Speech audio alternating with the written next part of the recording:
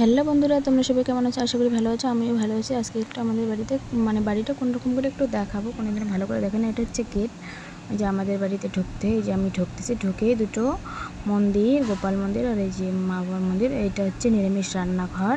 তো বাবা এই যে দাড়ি সাফ করতেছে দেখতেই পেলে।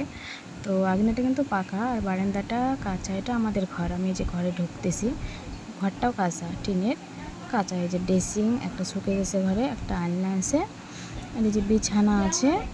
তো এই তো ঘর থেকে বেরিয়ে এই যে বারান্দায় গ্যাসের রুম, এখানে আমিষ রান্না করলে এখানে রান্না করে খাই। ভিতরে ঢুকলাম না গ্যাসের ঘরে। তো একটা নতুন সাইকেল এখানে রেখেছি। এখন মানুষের থাকে না সবার বাড়িতে বড় ঘর, এটা হচ্ছে বড় ঘর। এই যে বড় ঘরে ঢুকবো।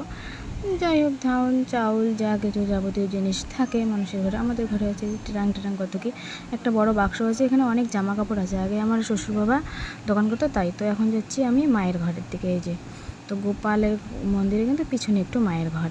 তো এই যে এখানে অনেক কিছু, আমাদের বাড়িতে অনেক জিনিস। এই যে মায়ের এটা বারান্দা, ঘরের বারান্দা, একটা বাক্স আছে, অনেক এই যে জিনিস আছে। তো এটা এই যে ভেতরে দেখো চেয়ারে কিছু জামা কাপড় রেখেছে, আলনায় রেখেছে। যে শাড়িটা এখন চেঞ্জ করলো।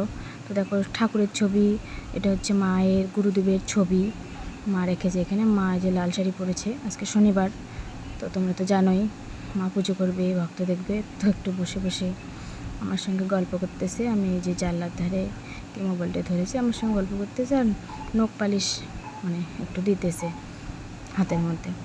তো এই যে এটা আগনা, দেখো এটা পাকা। এই যে গোপাল মন্দিরের সিঁড়িতে বাতাসে অনেক পিঁপড়ে উঠছে, তো মা শুকোতে দিচ্ছে। এগুলো পিঁপড়েগুলো মরে গেছে, এখন এগুলো ভরায় রাখা লাগবে। এই যে গোপাল ঘর এটা। তো এই যে ফুল আমাদের গাড়ার জায়গা নেই, তো এখানে লাগাইছি ফুল। তো এই যে মা বড় মন্দিরে ঢোকে কী যেন খুঁজতেছে। তো এই যে এখানে কার জন্য কে কাটানি করবে।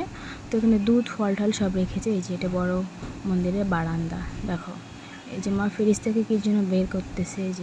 এই যে মন্দিরে ফ্রিজ রেখেছি আমরা, যেহেতু ফল টল সবসময় রাখা লেগে, অনেকগুলো ঠাকুর বাইরে রাখলে ফল পচে যাবে, তাই। আমি এই যে এখানে বসে আছি। এই যে মন্দিরটা দেখাচ্ছি পুরোটা। এই যে মা কলা বের করলো।